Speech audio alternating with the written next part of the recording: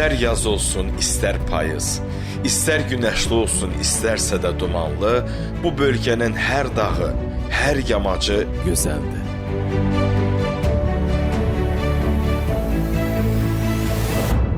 Dağlarının başından ətəyinə doğru üzü aşağı uzanan meşələrinin nadir rənglərinin sehri adamı özünə məftun edir.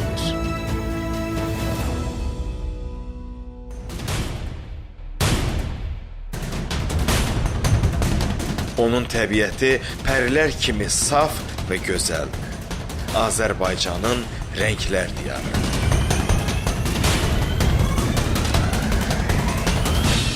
Zaqatala. Real vətənimizi qarış-qarış kəşf eləməyə davam edirik.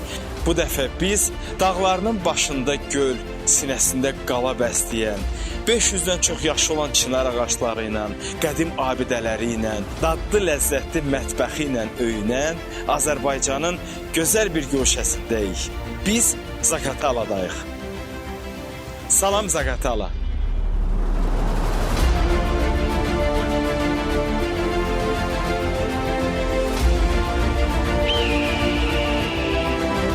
Zaqatala rayonu Azərbaycanın şimal-qərbində, Böyük Qafqazın cənub yamacında, Bakıdan 445 kilometr məsafədə, dəniz səviyyəsindən 535 metr yüksəklikdə yerləşir. Bura Dədə Qorqud meydanı, şəhərin mərkəzində yerləşir. Meydan yerli sakinlərin sevimli istirahət zonasıdır. Yaşıllığı, təmiz havası, maraqlı tikilləri ilə yanaşı buranı yaraşıqlı eləyən çınar ağaclarıdır. O çınar ki, onların bəzilərinin yaşı 500-dən çoxdur.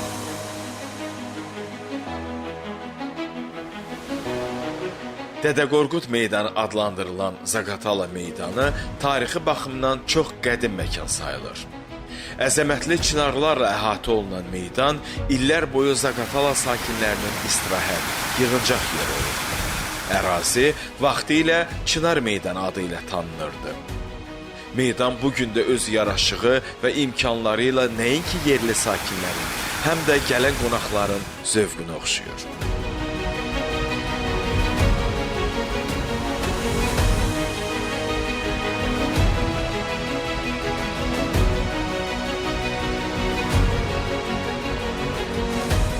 Dədə Qorqud meydanına aid olan daha bir maraqlı yer. Qala düzü pilləkənləri. Bu pilləkənlər 1946-cı ildə inşa edilib. Sayı 128-dir. Axıracan çıxa bilsəz, buradan Zaqatalanın bəzi hissəsini yuxarıdan görə bilərsiniz. Buradan o yana isə qala divarları başlayır. Gəlin, görün, sizi üçün də maraqlı olsun.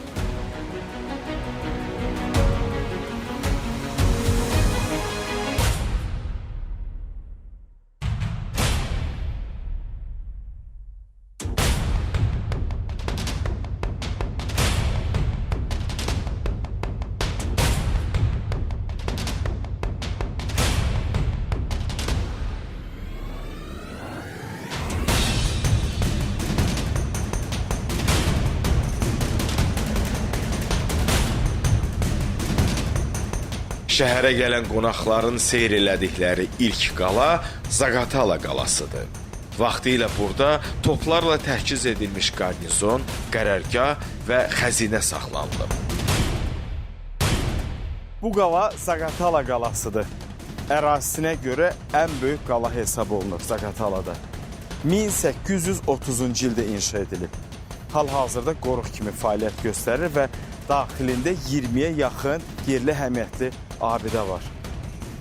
Buranın ərazisi o qədər böyükdür ki, adam elə gəlir, ucu bucağı yoxdur və bu tarixə toxunmağa dəyər.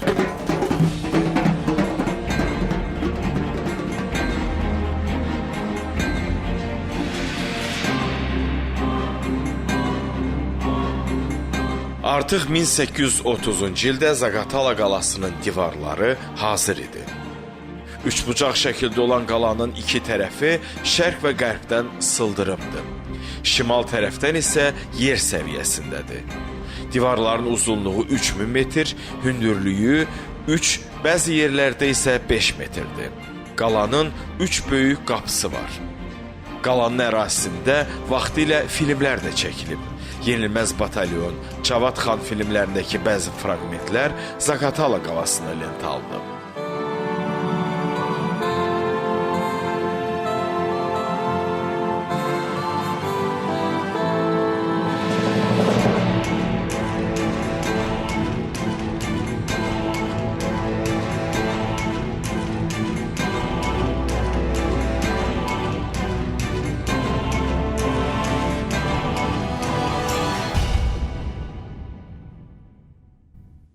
Zaqatala mərkəzinə yerləşən bu kilsə 4-5-ci əsrlərə aid qədim Alban məbədidir.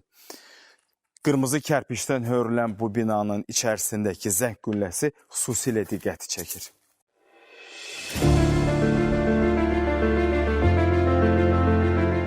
Məbədin inşasında şərq memarlığı üslubundan geniş istifadə olunsa da, bayır divarlarındakı 8 guşəli xaçlar diqqəti cəlb edir.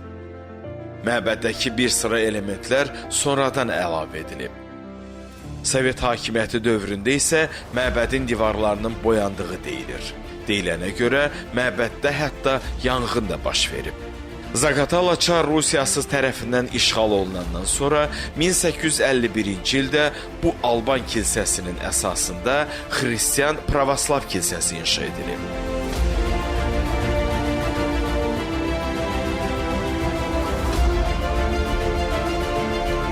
Bölgənin yarıdan çox hissəsi dağlar və meşələrlə örtülüb. Ərazinin bir hissəsini ekoloji turizm üçün əlverişli şəraiti olan, dəniz səviyyəsindən 3600 metr hündürlükdə yerləşən Zaqatala Dövlət Təbiət Qoruğu əhatə edir. 60%-dən çox hissəsi enli yarpaqlı meşələrdən ibarət olan bu təbiət qoruğunda Böyük Qafqaz dağlarının cənub yamaclarındakı nadir bitkilər və bir çoxunun adı qırmızı kitaba düşən heyvanlar qorunur.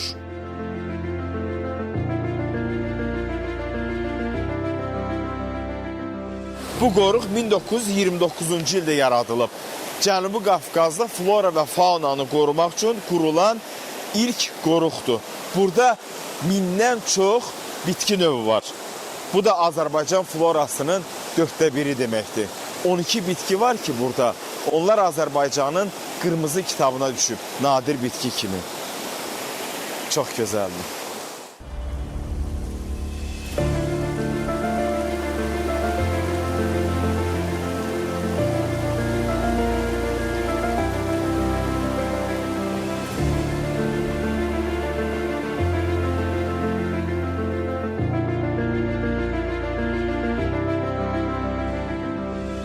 Qoruqda nağıllarda olduğu kimi gül gülü çağırır, bülbül bülbülü.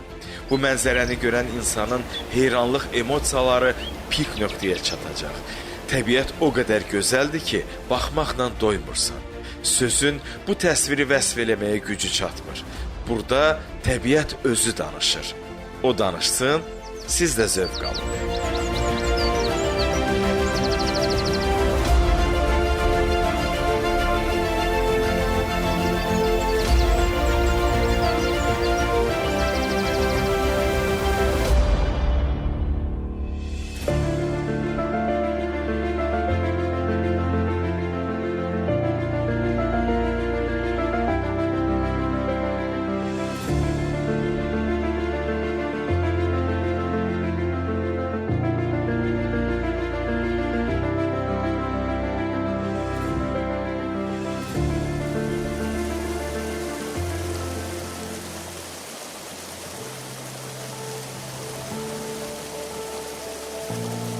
Qoruğun daha bir gözəlliyi var. O da Katex və ya Qəbizdərə şəlaləsidir. Şəlalə inzibati ərazi olaraq Balakən rayonunda olsa da, Zaqatala Dövlət Təbiət Qoruğuna aiddir. Bu səbəbdən də qoruğun yaraşığını Katex, Zaqatala sakinləri isə ona Qəbizdərə şəlaləsi deyirlər. Amma hansı adla çağırılmağından asılı olmayaraq, bu şəlalə qoruğun incisi sayılır.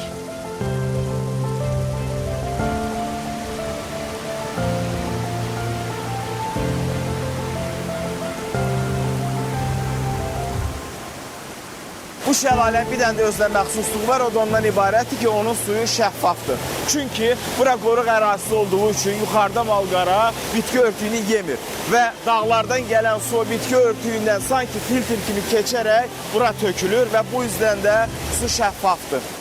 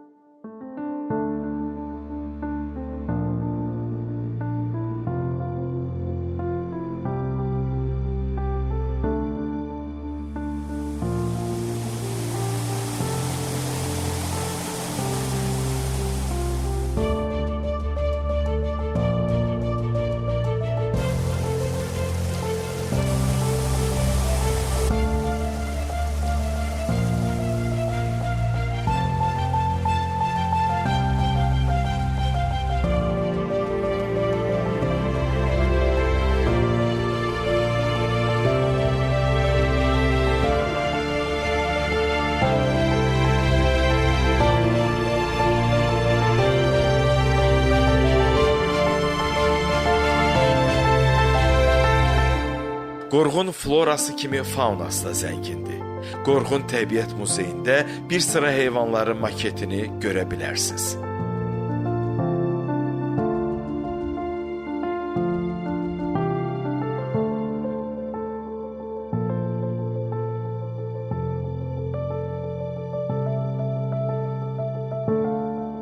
Zaqatala tək təbiəti ilə qürurlanmır. Onun abidələri də bölgənin dəyərini artırır. Çünki Zaqatala qədim şəhərdir. Ərazidə dövlət tərəfindən qorunan 100-ə yaxın abidə qeydə alınıb.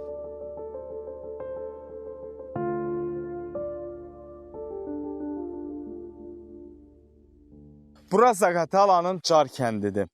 Kənd Zaqatala şəhərinin şimalında Qafqaz dağlarının cənub ətəyində yerləşir. Üç tərəfdən dağlarla əhatə olunubdur. Kənddə qədim məscid və Cingöz adlı qala da var. Buranın havası, buranın təbiəti, rəngləri o qədər gözəldir ki, adam heç getmək istəmir.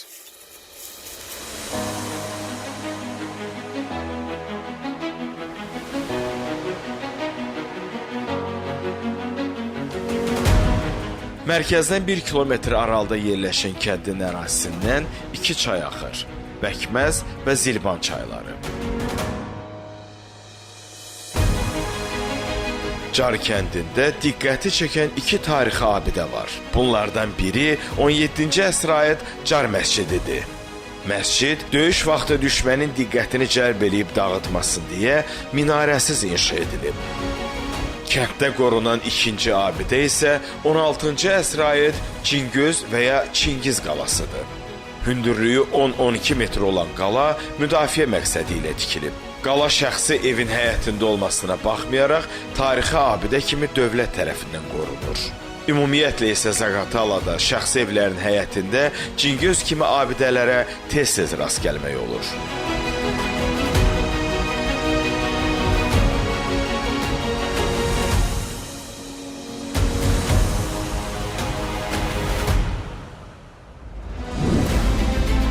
Zaqatalaya gələndə hökmən Yuxarı Çardaqlar kəndinə gəlin. Kənd rayon mərkəzindən 14 kilometr məsafədə Böyük Qafqazın cənub ətəklərində yerləşir. Bölgənin incisi, el arasında Qız qalası adlanan Pəri qalası məhz bu kənddədir. O, dağın sinəsində əlçatmaz yerdə inşa edilib. İlkin görünüşünü saxlayaraq dövrümüzə qədər gəlib çatan, dəyərli tarixi abidə olan bu qalaya əvvəllər dağ ətəyi ilə pilləkən olub. Sonralar isə təbii aşınma nəticəsində yol dağılıb. İndi qalaya yalnız alpinistlərin köməyi ilə çıxmaq olar.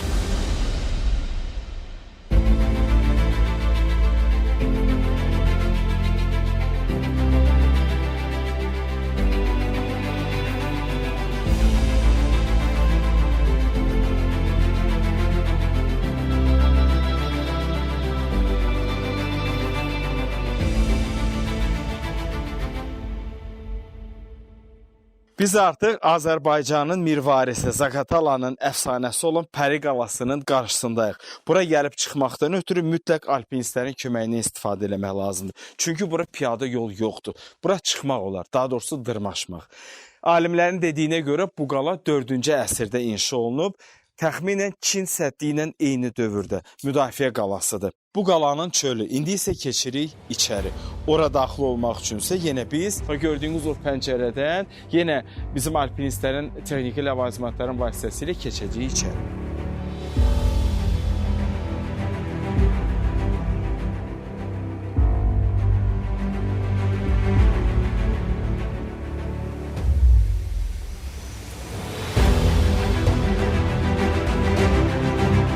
Pəri qalanın təyinatı haqqında müxtəlif mülahizələr var. Qala elə bir mövqedə yerləşir ki, əraziyə gələn bütün yollar buradan aydın görünür. Ehtimal olunur ki, düşmən ordusunun yaxınlaşdığını görən gözətçilər dərhal elin gəlin və qızlarını, uşaqlarını bu qalaya qaldırar, düşmən getmədən aşağı endirməzdilər. Əfsanəyə görə qalanın adı da elə bununla bağlıdır. Elin pərilərini, qızlarını qoruyan qala. Pəri qalası ilə bağlı başqa əfsanələr də dillərdə gəzir. Mən hal-hazırda Pəri qalasının içindəyəm. Pəri qalası 3 otaqdan ibarətdir. Biri bu otaqdır, 2 balaca pəncərəsi var. Biri o biri tərəfdədir, onun pəncərəsi daha balacadır və biri də aşağıdadır. Ora yol yoxdur, demək olar ki. Pəri qalası qaya daşlarından, əhəy məhmulundan və bir də deyilənə görə yumurta sarısından inşa edilib. Əfsanəyə görə bu ərazidə Teymur Lənkin böyük ordusuna qarşı müqavimət göstərən dəstənin içində igidliyi, mərdliyi ilə seçilən bir xanım olub. Adı da Pəri olubdur. Teymur Lənk deyib, mən o qalanda alacam, o Pərini də özümə xanım eləyəcəm. Qeyri-bərabər döyüşdə uduzacağını görən Pəri düşmənə təslim olmamaq üçün özünü bu qaladan atıb. O vaxtdan bugünə qədər bu qalaya belə ad veriblər. Pəri qalası.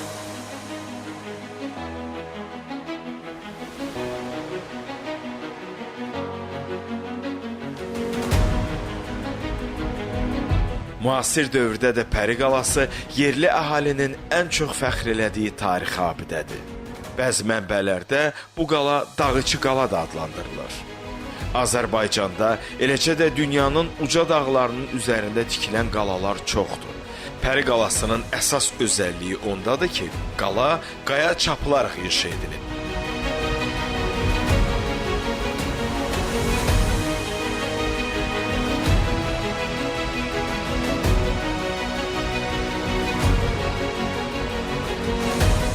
Yerdən 150-200 metr hündürlükdə tikilən Pəri qalası əlçatmaz dağ zirvəsinə salınan Alban memarlığının təkrar olunmaz nümunəsi hesab edilir. Qala o qədər sehirli, o qədər nağıl idi ki, ona baxmaqdan göz doymur. Pəri qalası hər kəsə heyrətləndirəcək gücə malik bir abidədir. Bu möcüzənin sehrindən ayrılmaq olur.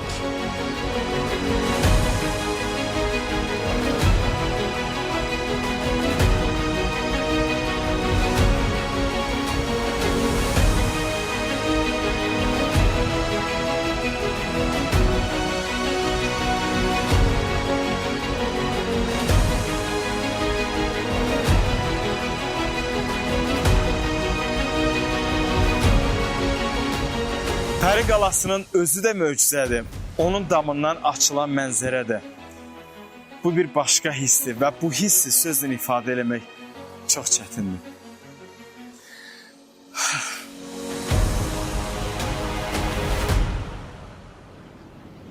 Real vətən, Real TV-də. Real vətən, Real TV-də.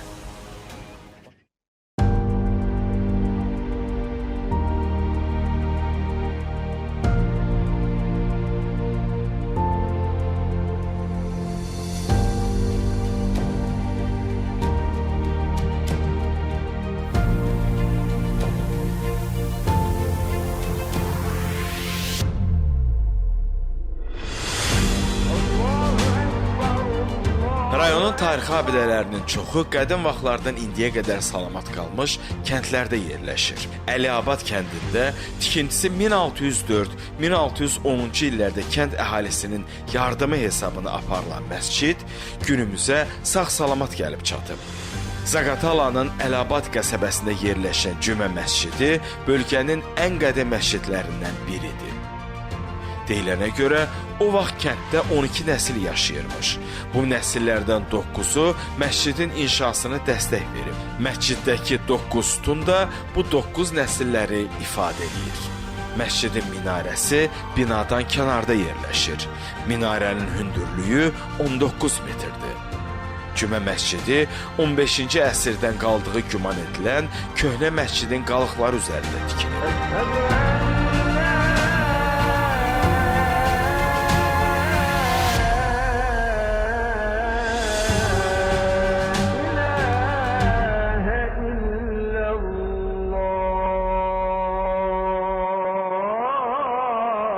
Əliabad kəndinin havası da, suyu da, təbiəti də çox gözəldir. Tarixən həmişə mərdlikləri ilə seçilən kəndin sakinləri isə mehriban, qayğıkeş və qonaqpərvərdilər.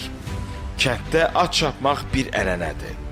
At minməyi uşaq vaxtından öyrənməyə başlayan yerli sakinlər təbii şəraiti nəzərə alaraq maşın sürməkdənsə at çapmağı daha üstün tuturlar.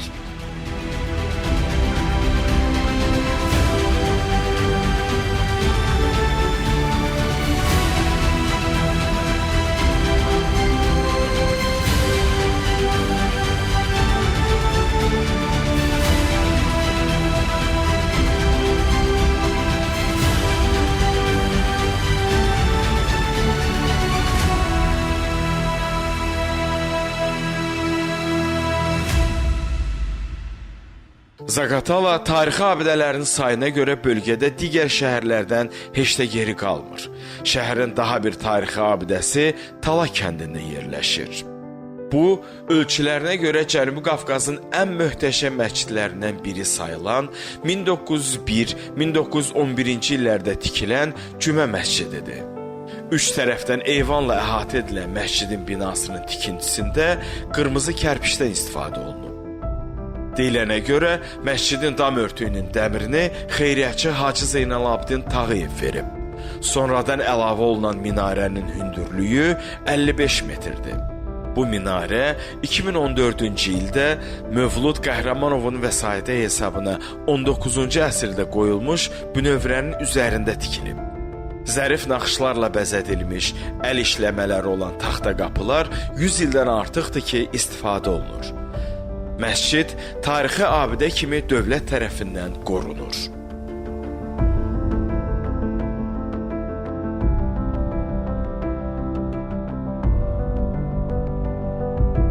Zaqatalanın mənzərəsi günəş şüaları altında göz qamaşdırır. Məhz təbiət mənzərəsi bölgənin vizit kartıdır. Zaqatala əsl təbiət rəssamlarının yeridir. Bax və tabloya köçür. Heç xüsusi fantaziyaya da ehtiyac yoxdur, çünki mənzərə özü hər şey verib. Fotosesiya eləmək üçünsə Zaqatalanın təbiəti əla seçimdir.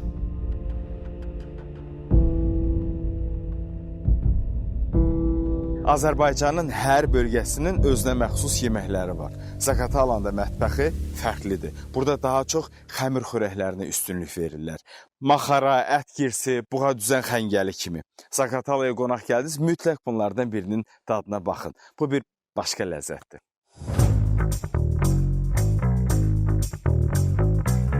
Biz indi sizə forması günəşə oxşayan maxaranın hazırlama prosesini nümayiş elətdirəcəyik.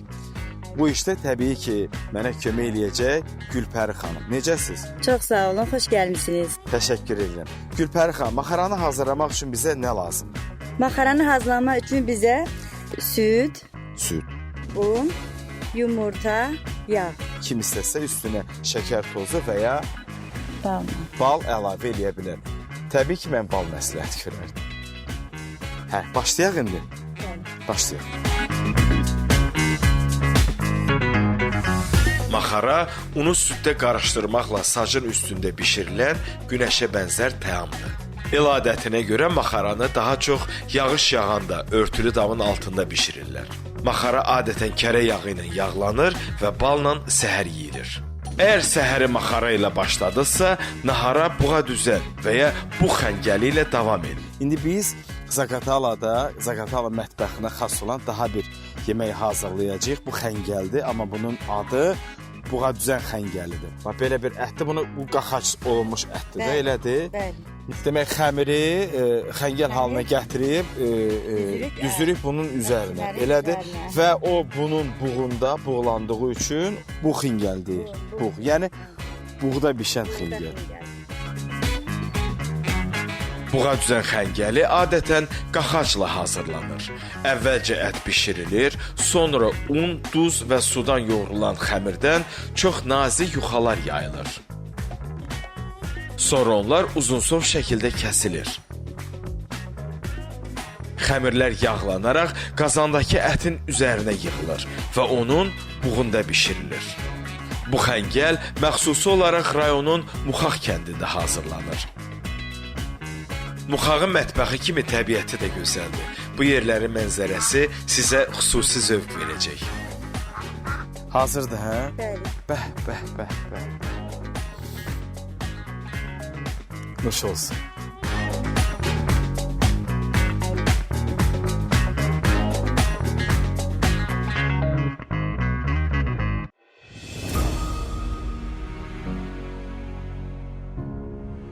Yarıdan çoxu zümrüdü meşələrlə bürünən bu qədim və gözəl məkan bütün zənginliyi, tarixiliyi ilə onu görən hər kəsi özünə valeh eləyə bilir. Elə buna görə də Zaqatalaya bir dəfə səfər eləyən mütləq yenidən bura gəlmək və xoş təəssüratları təkrar yaşamaq istəyir. 22 millət və xalqın nümayəndəsinin mehriban yaşadığı Zaqatalanın ilahi ecazkarlığı var. Hayküylü şəhərdən sonra burada adamın ruhu dincəlir. Bura sizi hər addımında təəccübləndirəcək.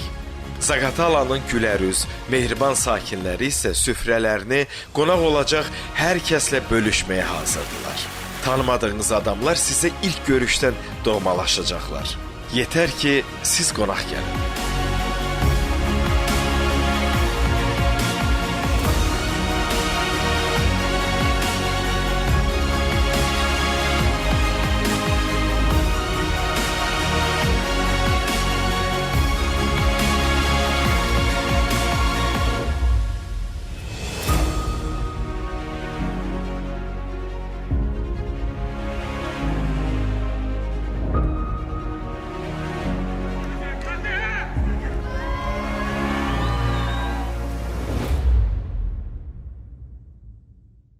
Hər il Zaqatalan seyrində çıxmaq üçün bura çoxlu sayda yerli və xarici turist gəlir.